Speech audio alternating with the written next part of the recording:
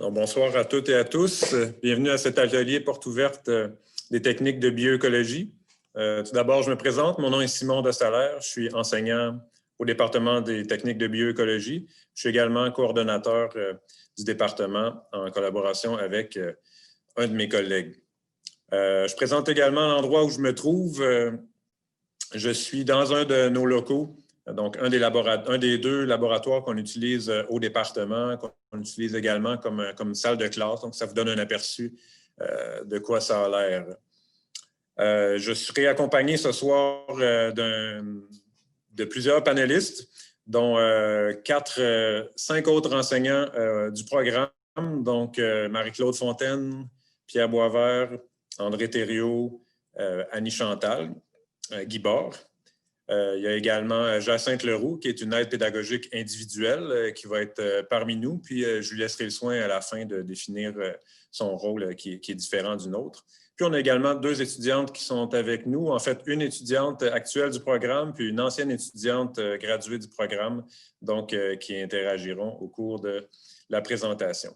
Donc, cette présentation, comment va-t-elle se dérouler? D'abord, on vous présente les grandes lignes des années de formation, donc en quoi ça consiste. On poursuivra avec des exemples de tâches de techniciens en bioécologie. Ensuite, on aura un aperçu de comment ça se déroule vu de l'interne, lorsque Marie-Ève s'adressera à nous. Puis, ensuite, on verra des aptitudes pertinentes à avoir pour être un bon technicien ou une bonne technicienne en bioécologie. Puis, on verra aussi par la suite, pourquoi venir à Sherbrooke plutôt qu'ailleurs? Donc, quelle est la différence sherbrookoise? Finalement, on abordera le marché de l'emploi. Donc, quels sont les emplois qui sont disponibles? Qu'est-ce que ça fait un technicien sur le marché du travail? Puis, on finira par d'autres avenues à explorer. À la toute fin de la présentation, il y aura une séance de clavardage. Donc, tout au long de la présentation, si vous avez des questions, inscrivez-les dans le clavardage, puis on prendra le temps d'y répondre à la fin de la présentation. Donc, voilà, sans plus tarder, je vais me lancer dans la présentation de la formation, qui a 2 volets. Il y a la formation générale que tout étudiant qui vient au cégep doit faire, donc c'est-à-dire du français, de l'anglais, de l'éducation physique et de la philosophie. Puis, c'est un volet qui est très important. Donc, je vous fais quelques liens avec la profession. Si je commence par le français, comme technicien en bioécologie ou comme technicienne, vous allez avoir à rédiger des documents, donc des comptes rendus, vous allez avoir à vous exprimer, faire la vulgarisation scientifique, vous avez à comprendre l'information aussi via des lectures. Donc, une bonne maîtrise de la langue française va être bien importante. Ensuite, au niveau de l'anglais, je peux faire à peu près les mêmes liens parce qu'il y a de la documentation qui va être exclusivement disponible en anglais. Il y a des guides d'utilisation d'appareillage qui ne seront qu'en anglais. Parfois, il y a des fournisseurs de matériel spécialisés qui sont à l'international. Donc, la langue commune, c'est l'anglais. Donc, c'est bien important de développer cette aptitude-là. Lors de la formation ou lors du métier, lorsque vous êtes technicien, ça se peut que vous faisiez face à des défis éthiques, donc des décisions qui vont vous demander de réfléchir, peser le pour et le contre. Donc, ça, c'est des aspects que les cours de philosophie vont développer. Puis finalement, on en parlera même un peu plus tard, mais être en bonne santé, être en bonne santé physique, c'est bien important aussi. Donc, les cours d'éducation physique vous aideront là-dessus, vous donneront des outils pour garder la bonne forme. Donc, voilà pour ce qui est de la formation générale, qui est une partie intégrante du programme. Mais maintenant, passons à de la formation un peu plus spécifique.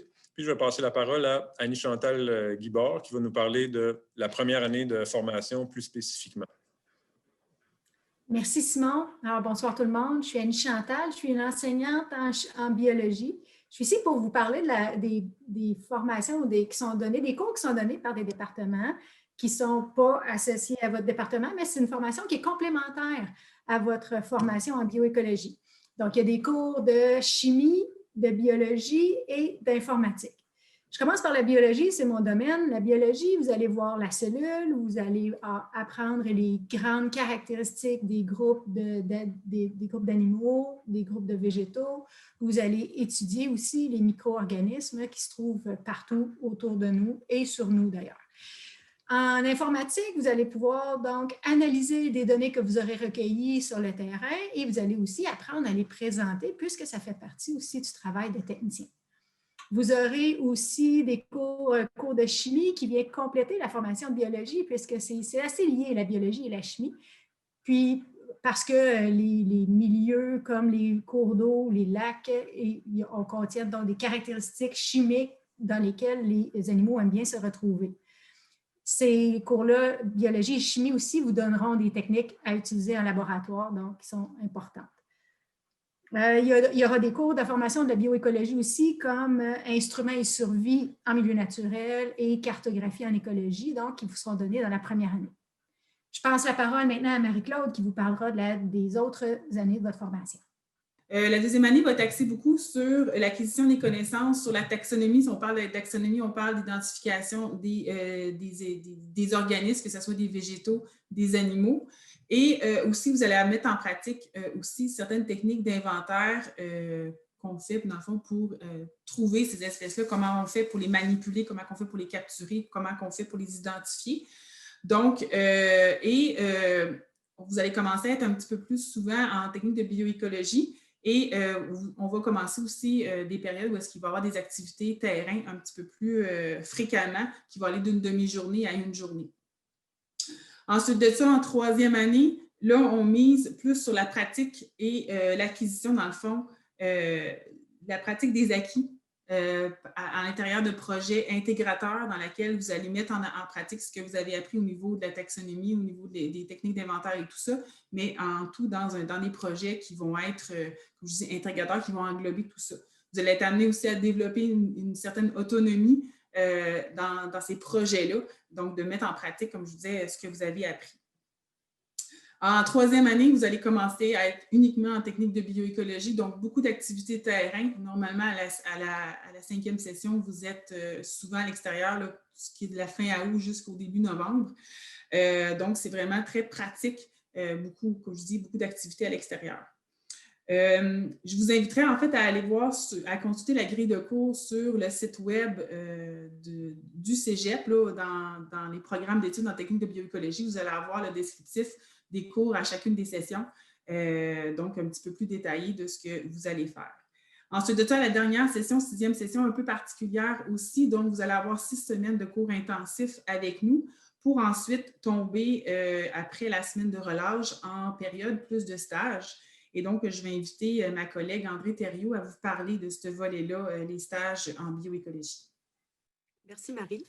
Alors, pour faire le pont entre les études et le marché du travail, vous allez faire un stage de 10 semaines consécutives sur le marché du travail.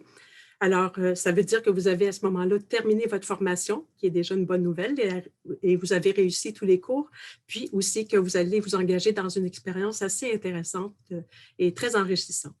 Nos stages, ils se déroulent un peu partout au Québec, en fait, là où on peut trouver du travail dans notre domaine aussi. Puis, on reçoit dans notre département plusieurs offres de stages pour lesquelles vous êtes invité à postuler pour obtenir un stage. Donc, vous entrez dans un processus de sélection qui est équivalent à ce qu'on retrouve sur le marché du travail, de sorte que c'est une bonne pratique là, parce que vous êtes accompagné par notre équipe d'enseignants pour arriver à vous trouver votre stage. Alors, c'est une bonne occasion de vous mesurer au marché du travail, puis de plonger aussi dans un domaine qui vous tient à cœur, pour lequel vous vous passionnez, ou aussi, ça pourrait être l'occasion de tester un domaine pour lequel vous êtes resté sur votre faim ou vous avez une certaine curiosité. Les stages, en fait, dans le milieu de travail, ça se distingue des emplois en ce sens que vous êtes encadré, où vous savez ce qui se passe, toutes les activités qui sont menées à l'intérieur du centre de stage.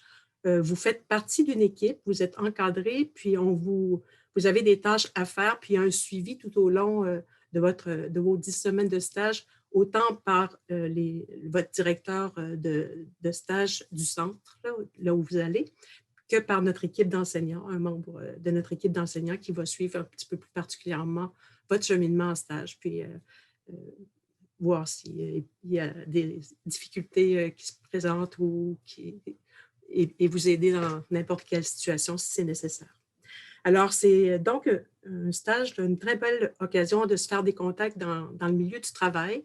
C'est une occasion même parfois d'obtenir un emploi parce qu'il arrive que des stages se transforment en emploi. J'ai oublié de dire aussi qu'il y a des propositions de stages qui peuvent être acheminées ailleurs, dans d'autres provinces du Canada. Puis, on offre aussi la possibilité de faire des stages à l'international dans notre programme. Alors, on revient à Simon. Merci. Merci, André. Donc, on a eu les grandes lignes du programme. On a parlé de chacune des années puis de la finale. Maintenant, pour rendre ça un petit peu plus concret, je vais vous montrer donc quelques exemples de tâches que va effectuer un technicien ou une technicienne en bioécologie. Donc, les images sont très parlantes. Je vais faire ça assez rapidement quand même, mais pour rendre ça juste un peu plus concret. Donc, pendant la formation, puis après, vous pourriez être amené, pendant la formation, c'est sûr que vous allez le faire. Vous allez faire des inventaires et de la caractérisation de milieux aquatiques et marins avec de l'équipement spécialisé là, en fonction de la tâche que vous êtes en train de faire. On va faire la même chose en milieu terrestre, autant au niveau des animaux que des végétaux. Lorsqu'on fait des inventaires ou de la caractérisation, si on travaille avec les animaux, ça va impliquer de la capture, donc l'utilisation de différents engins de capture adaptés au groupe visé. Lorsque capture aussi, on ne fait pas juste les capturer pour le plaisir, on les fait pour récolter des données scientifiques. Donc, il y a de la manipulation qui est impliquée. Il y a des mesures standards qui sont à prendre, même des prélèvements qui sont à faire à l'occasion. Donc, certains animaux qu'on va côtoyer morts, mais bon, ça fait partie de la formation. Ensuite, un autre volet aussi de la formation, c'est l'aménagement puis la restauration d'habitat. Donc, il peut prendre plusieurs formes également. Lorsqu'on fait de l'inventaire puis de la caractérisation, comme je vous le présentais au début, on revient souvent avec des échantillons. Donc, il faut les trier en laboratoire, en faire l'identification ou faire des analyses de tout ça, puis compiler les données par la suite, puis éventuellement faire des rédactions pour présenter ces données-là. Sous-jacent à tout ça, là, ce qu'on a vu sur le terrain, il y a des choses qui sont importantes à savoir, l'utilisation de boussole, GPS, capacité de s'orienter, des notions de premiers soins, des notions de survie. Donc, tout ça va être bien important aussi pour pouvoir sortir sur le terrain en toute sécurité. Un autre aspect aussi, lorsqu'on a récolté nos échantillons, parfois on va vouloir les garder à travers le temps. Donc, il va y avoir de la mise en collection scientifique qui peut entrer dans les tâches d'un technicien ou d'une technicienne en bioécologie. Un volet aussi que je ne parle pas via une diapo, là, mais c'est la présentation de résultats, donc la vulgarisation scientifique, la communication. Puis finalement, un gros volet qui fait partie de la tâche d'un technicien ou d'une technicienne en bioécologie, eh bien, c'est de la planification et de la gestion, autant du matériel que des protocoles, que du temps, puis même ça, on ne le gère pas directement, mais on gère ce qu'on va faire, puis quand on va le faire, il faut être bien attentif aussi aux conditions météorologiques pour pouvoir accomplir un bon travail, puis en toute sécurité. Alors, vous n'avez pas vu mes diapos, c'est ce qu'on me partage un petit peu plus tard. Je vais quand même enchaîner, puis je vous montrerai les photos rapidement. Mais donc, on va passer au témoignage de l'étudiante actuelle, donc qui va vous parler de son vécu en technique de bioécologie. Marie-Ève, à toi. Salut! Alors, moi, je suis une élève de 2e année dans la technique de bioécologie. Ce qui m'a attirée puis m'a motivée à vraiment choisir cette technique-là, c'est l'opportunité de pouvoir transformer une passion en métier. Parce que moi, depuis que je suis toute petite, je tripe vraiment gros sur les documentaires animaliers puis les livres qui parlent des animaux et tout ça. Fait que quand la conseillère d'orientation au secondaire me parlait justement de ce programme-là, pour moi, ça a été un coup de foudre. Pourquoi Sherbrooke en particulier? On va en parler plus en profondeur plus tard, mais c'est vraiment l'aspect terrain. Parce que oui, c'est vraiment trippant, manipuler des salamandres et des petites souris, mais c'est aussi très pratique quand ça vient le temps d'aller sur le marché du travail par la suite. Ce qui est vraiment cool aussi de la technique, c'est que c'est une technique de passionné. Fait que ça se ressent autant au niveau des professeurs que des techniciens. C'est un endroit, un milieu d'études qui est vraiment dynamique. Puis aussi, grâce aux sorties et tout ça, il y a vraiment un esprit d'équipe qui se lie, qui se crée en fait au sein de la classe. Fait que je suis assez certaine que ceux d'entre vous qui vont vouloir continuer dans la même voie que moi j'ai choisi vont avoir autant de fun que moi j'ai en ce moment. Merci Marie-Ève de nous parler de ton vécu.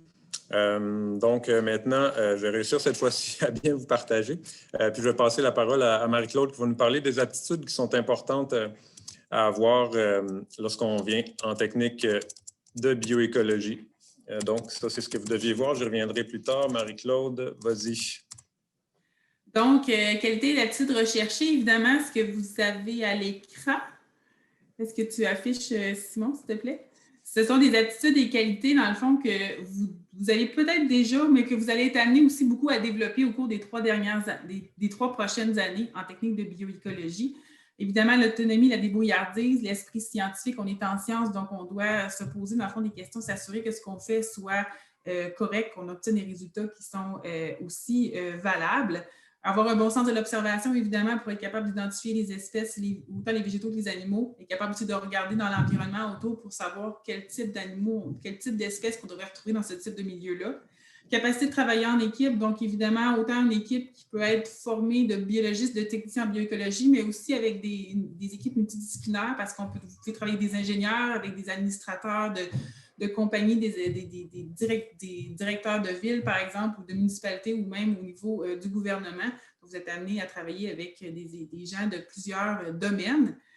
Une bonne endurance physique, oui, comme Simon l'a dit au début, ça demande quand même une certaine aptitude physique. On ne vous demande pas d'être des athlètes, ce n'est pas du tout ça l'objectif, mais il faut se dire que des fois, ça se peut que vous passez une journée dans le bois à marcher pour trouver des espèces, à faire la grille de piégeage et tout. Donc, ça vous demande quand même une certaine aptitude physique. Je rajouterais à cette liste-là aussi une certaine capacité d'adaptation. Pourquoi? C'est tout simplement que le travail de technicien en bioécologie, c'est rarement répétitif. Vous êtes amené à faire toutes sortes de choses très variées.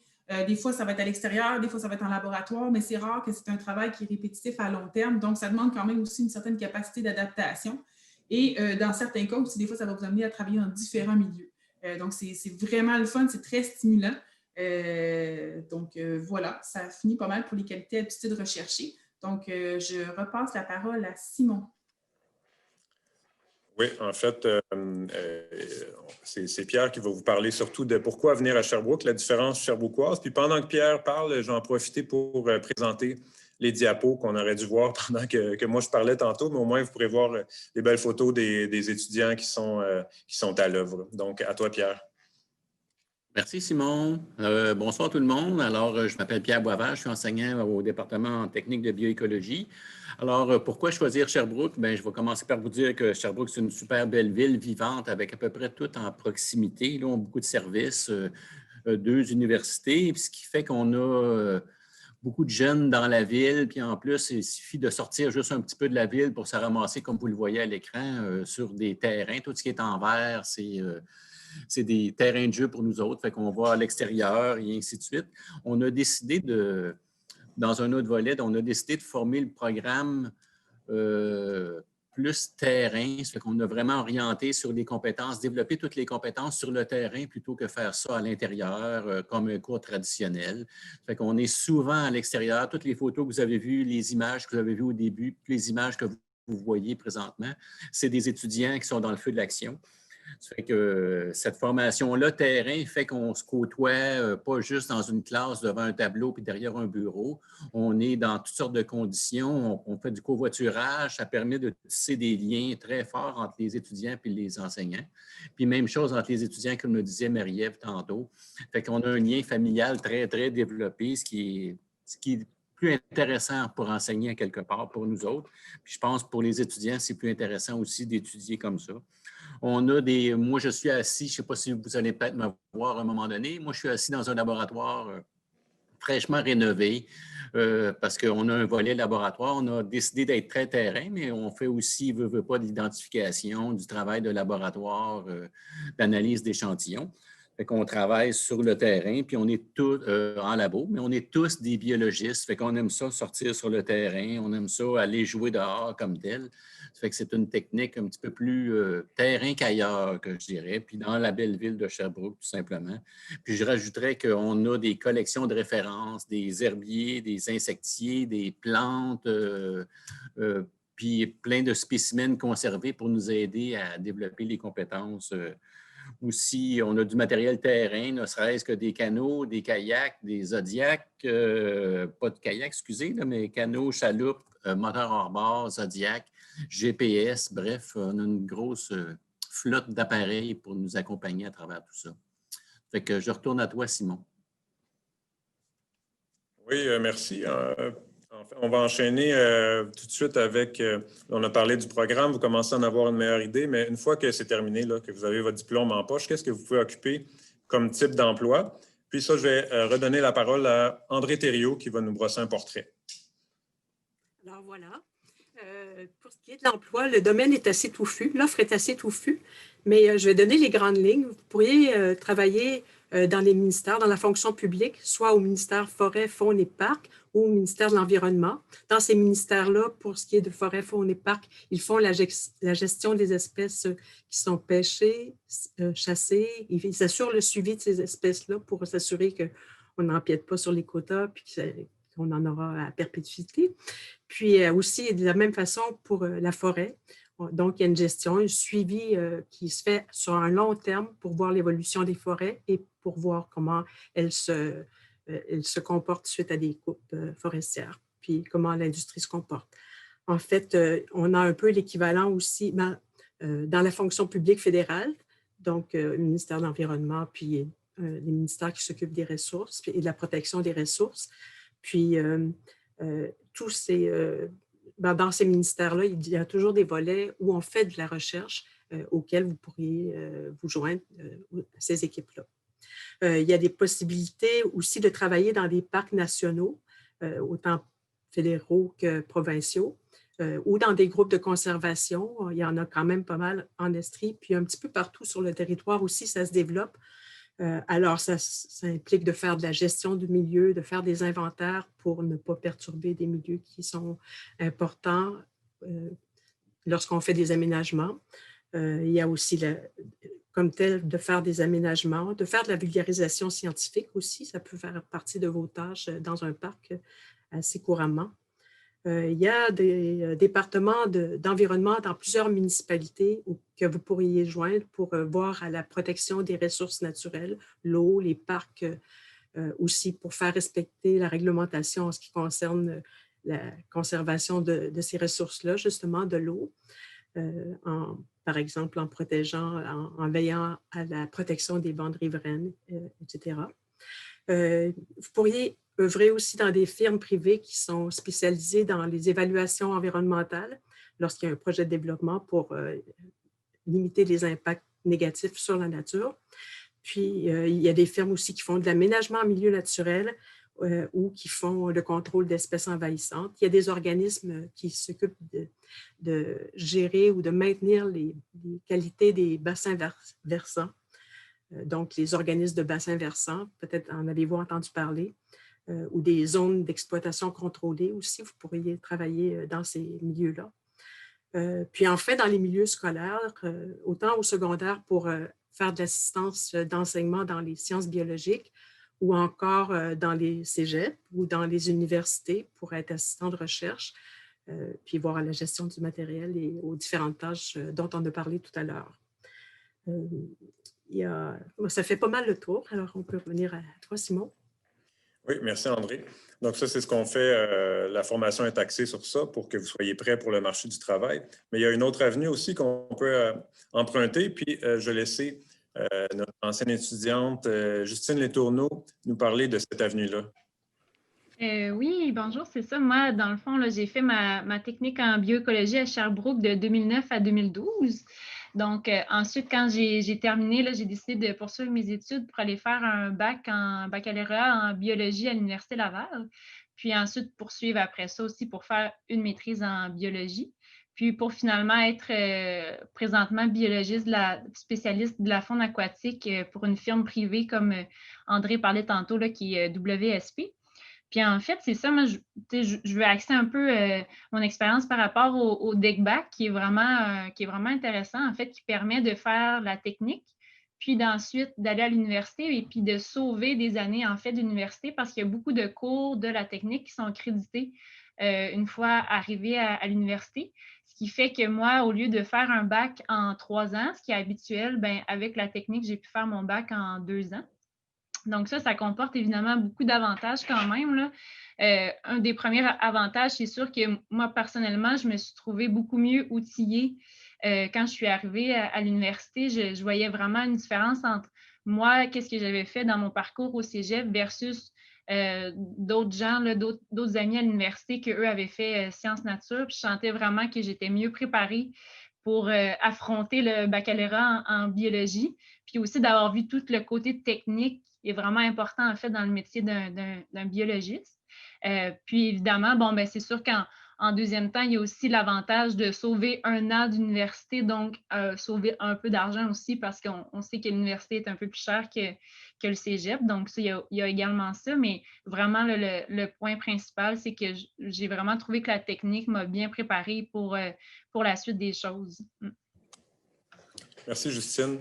Donc, Justine, elle a fait ce parcours-là via l'Université Laval, au département de biologie là-bas. On a également une entente avec le département d'agronomie à l'Université Laval. Sinon, la plupart des universités vont offrir des reconnaissances de nos cours, les départements de biologie, on s'entend. On a des ententes plus spécifiques aussi avec l'Université du Québec à Trois-Rivières, l'Université du Québec à Rimouski. On a également une entente avec l'Université de Moncton, puis pour bien le nommer, là, c'est le programme en développement durable et zones côtières. Donc, c'est tout à fait lié à l'écologie, la biologie, mais un peu plus axé sur le milieu marin. On a également une entente avec le département, le programme d'environnement à l'Université de Sherbrooke. Donc, ces deck-back-là sont des avenues qui sont empruntées quand même par un assez bon nombre d'étudiants annuellement. Donc voilà, ça finit de brosser le portrait de ce qu'on avait à vous présenter ce soir. On va bientôt passer au clavardage. Pour répondre à vos questions, j'ai vu qu'elles étaient déjà quand même assez nombreuses. Mais avant, je vais vous inviter d'abord à vous inscrire à cet hiver aux rencontres découvertes. Donc, si vous voulez venir nous voir un peu plus spécialement, venir voir nos locaux, poser vos questions en personne, rencontrer le personnel, vous serez évidemment les bienvenus. S'il y a des informations qu'on a parlé trop vite, que vous aimeriez revenir, bien, il y a évidemment une certaine partie d'entre elles qui peuvent être retrouvées sur notre page web du Cégep. Donc, vous voyez l'adresse à l'écran, à moins que je me trompe, j'ai fait une autre erreur technique.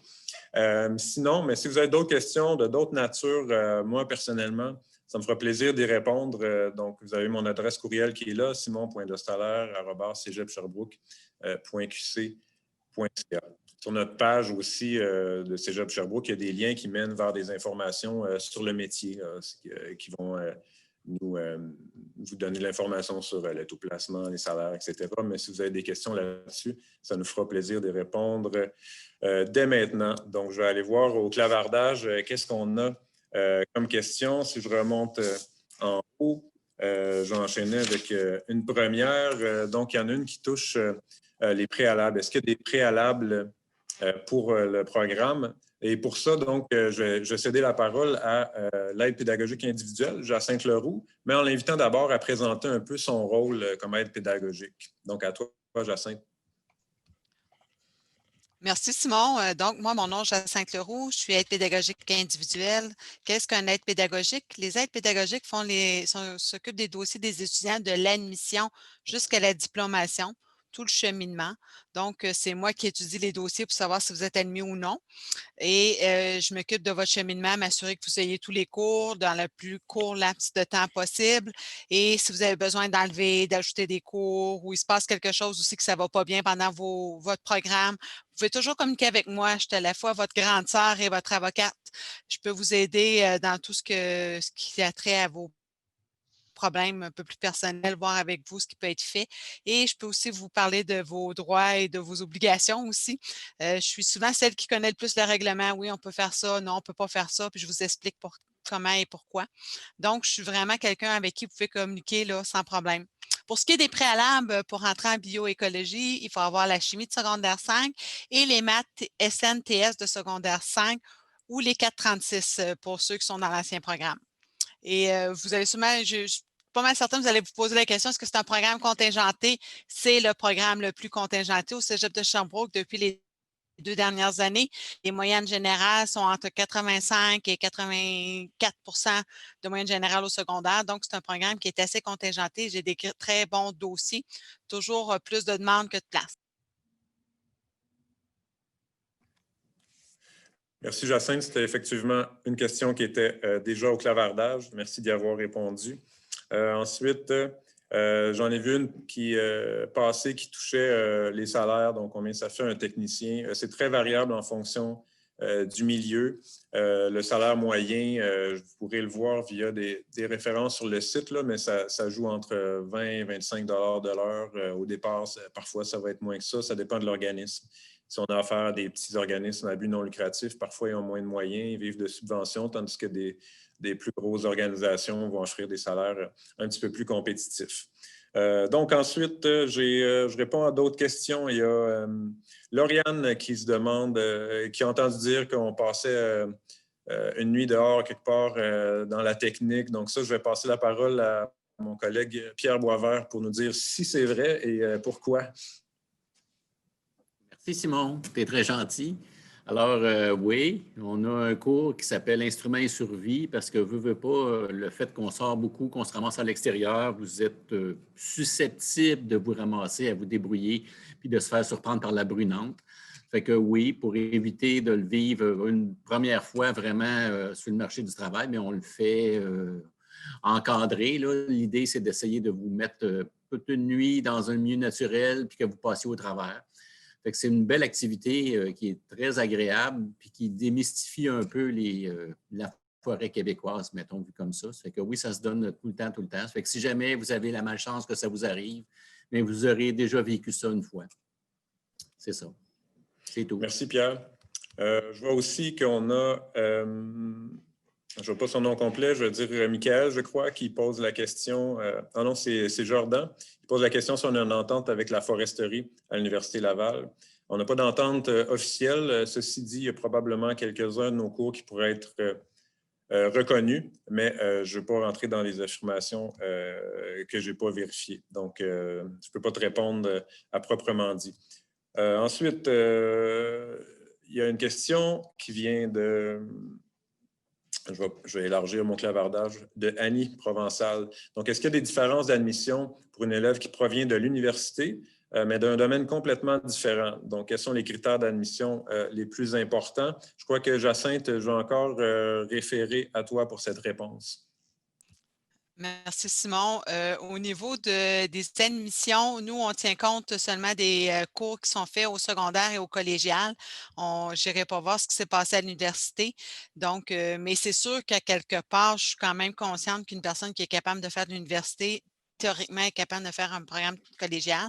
Donc, à ce niveau-là, oui, je vais en tenir compte, mais je ne tiendrai pas compte des résultats scolaires. Donc, je vais vraiment regarder le scolaire du secondaire et du collégial et habituellement, on s'organise pour favoriser l'élève le plus possible. Donc, on va regarder où est-ce que l'élève a le mieux performé. Voilà, Simon. Merci. Donc, j'ai Maïka qui demande quel est le pourcentage de placement. Ça aussi, c'est quelque chose qui fluctue un petit peu en fonction des périodes. Mais on a quelque chose qui tourne autour de 50 ou entre 40 et 60 %, sauf qu'on a parlé de l'autre avenue d'Ecbac, puis un nombre qui peut être de quelques étudiants à plusieurs étudiants qui vont emprunter les avenues d'Ecbac, de sorte que si on combine ceux qui sont sur le marché de l'emploi puis ceux qui poursuivent à l'université, on va avoir environ 90-95% des étudiants qui sont placés, entre guillemets, bien qu'ils ne sont pas en emploi pour un certain nombre d'entre eux. Donc, ensuite, est-ce que, une question qui vient d'Annie, est-ce qu'un bioécologiste ou un technicien en bioécologie doit changer de région régulièrement? Bien, c'est sûr qu'avoir une certaine mobilité peut être un avantage parce qu'il y a des emplois qui vont s'offrir en région éloignée à certaines occasions. Ceci dit, il y a également des emplois dans la région ouestrienne, dans la plupart des emplois. Mais ça peut être une belle carte à avoir que d'être mobile pour être sûr de se dénicher un emploi qui nous plaît. Ensuite, qu'est-ce qu'on a comme question? Est-ce qu'on peut, d'une année à l'autre, du cégep rejoindre la technique après ça? Je pense que la question, c'est est-ce qu'on peut changer de cégep après? Noémie, Noël, je t'invite juste à reformuler ta question. Je vais passer à une autre entre-temps. Y a-t-il beaucoup d'opportunités de travailler dans un domaine lié à la bioécologie, par exemple dans une firme de recherche avant de faire le stage à la 6e session? Puis, est-ce qu'un étudiant qui a fait 3 ans de cégep est pénalisé lors de la sélection des étudiants pour le programme, dû au fait qu'il est plus vieux qu'un étudiant sortant fraîchement du secondaire? Donc, il y a comme 2 questions là-dedans. Des opportunités pour travailler avant l'obtention du diplôme. Donc, c'est ce que je comprends de ta question. Il y en a dans leur cheminement, des étudiants trouvent des emplois reliés au domaine. Donc, ils accumulent déjà de l'expérience avant même d'avoir leur emploi en poche. Il y a plusieurs emplois étudiants là, qui sont disponibles. Puis, est-ce qu'il y a un désavantage ensuite pour des étudiants qui ont déjà fait 3 ans de cégep? La réponse, c'est non. Puis même qu'on a, je dirais, presque la moitié de notre clientèle dans chacune des cohortes qui sont soit des gens qui reviennent au cégep ou d'autres qui se réorientent dans leur parcours au cégep. Donc, la réponse, là, j'ai vu Jacinthe qui opinait du bonnet en même temps. La réponse, c'est non, il n'y a pas de désavantage à ça. Une autre question de Michael. Si on a la moyenne au secondaire de 80-85, que peut-on faire? Bien là, j'ai tendance à croire, Jacinthe, tu me le diras, mais qu'il n'y a pas beaucoup de problèmes pour l'admission quand ta moyenne se situe dans ces eaux-là. Une moyenne de 80-85 au secondaire. Jacinthe, t'en penses quoi? Je crois qu'il voulait plutôt savoir qu'est-ce qui se passe si on n'a pas 80-85.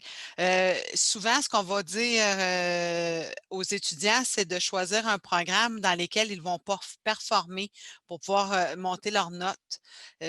Puis, il y a aussi certains conseillers d'orientation qui vont dire tu peux aller faire des cours de sciences. Fait que c'est vraiment d'y aller avec ce qui te représente toi comme individu pour pouvoir vraiment aller monter tes notes et démontrer là, que tu es capable. Puis je dirais que comme on expliquait tantôt, il y a beaucoup d'étudiants qui c'est leur, tu sais, qui ne rentrent pas la première fois, ils rentrent après avoir commencé les cours au cégep. Donc, j'inviterais l'étudiant à aller vérifier, là, Michael, avec son conseiller d'orientation ou il peut aussi communiquer avec Info scolaire ici au Cégep de Sherbrooke et les conseillers d'orientation vont lui donner là, quelques petits trucs intéressants pour pouvoir rentrer dans un programme contingenté. Merci. Donc, je réalisais en même temps la question de Noémie, puis finalement, elle est bien formulée. Est-ce qu'on peut faire une année à un autre cégep et se joindre à la technique après? La réponse, c'est oui, en fait, parce que si c'est dans le même programme, dans un autre cégep, on partage toutes les mêmes compétences. Donc, ça, à la fin du programme, à l'obtention du diplôme, toutes les mêmes compétences sont acquises, sauf qu'elles ne sont pas divisées de la même façon d'un cégep à l'autre. Donc là, il va falloir procéder un petit peu par analyse de dossier, mais normalement, il devrait y avoir quand même, je dirais, une majorité de cours qui peuvent correspondre à nos cours ici. Donc, c'est une demi-réponse que je te donne, mais je crois que c'est à peu près le mieux que je peux faire.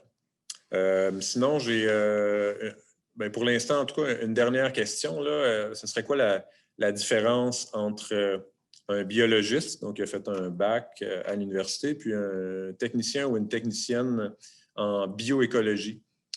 Puis pour ça, j'aurais envie de céder la parole à quelqu'un d'autre, peut-être Marie-Claude. Je ne sais pas si tu pourrais nous éclairer là-dessus. Un technicien en bioécologie, ça va être beaucoup celui qui va être justement sur le terrain, qui va gérer le matériel, en fait, la préparation du matériel, mais aussi l'entretien, l'entreposage, la manipulation aussi du matériel. Ça va être aussi celui souvent qui va aller directement sur le terrain. C'est lui qui va faire les inventaires, qui va récolter les données, beaucoup s'occuper, comme je dis, là, de toute la gestion, un peu de la planification du projet.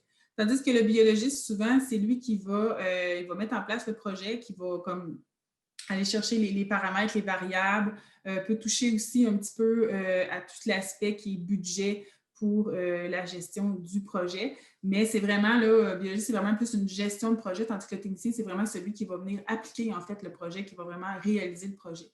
Souvent, les techniciens et biologistes vont travailler ensemble. Comme Justine l'a dit, souvent, des fois, il y a des biologistes qui vont être amenés, oui, aussi à faire du terrain, mais quand vous avez une équipe avec un technicien et un biologiste, c'est souvent beaucoup le technicien qui va mettre tout ce qui est pratique, là, comme je vous dis, aller sur le terrain, tout ça, et le biologiste qui va chapeauter tout ça, en fait, qui va gérer un peu plus en haut, comme on dit, là, le projet.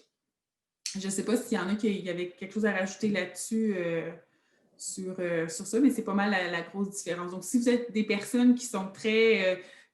qui aiment ça manipuler, qui aiment ça agir, qui aiment ça, comme je dis, là, être plus dans l'action, c'est sûr que le rôle de technicien vous convient très bien. Si vous êtes un peu plus dans la gestion et dans vouloir monter des projets et tout ça, biologiste va être bien aussi. Puis comme je vous dis, vous pouvez être un beau match entre les deux aussi. Là, ça fait un beau... voilà. Merci, Marie-Claude. Il y a une autre question qui s'est rajoutée. J'ai un deck en sciences naturelles. Est-ce que je vais avoir des crédits? Probablement, oui, au moins pour ce qui est du cours de chimie. Sinon, Jacinthe, aurais-tu quelque chose à rajouter à ce sujet-là?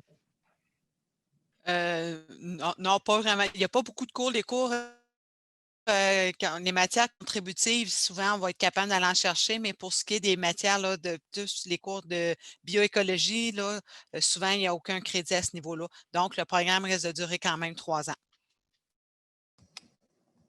OK, puis une autre question, Jacinthe, je vais le garder pas trop loin. Est-ce qu'il y a un programme qui a des cours communs qui serait avantageux de faire si on n'est pas admis en bioécologie? Bien, il y a certainement toute la formation générale là, qui peut être faite pour se dégager un peu du parcours, puis peut-être augmenter la moyenne.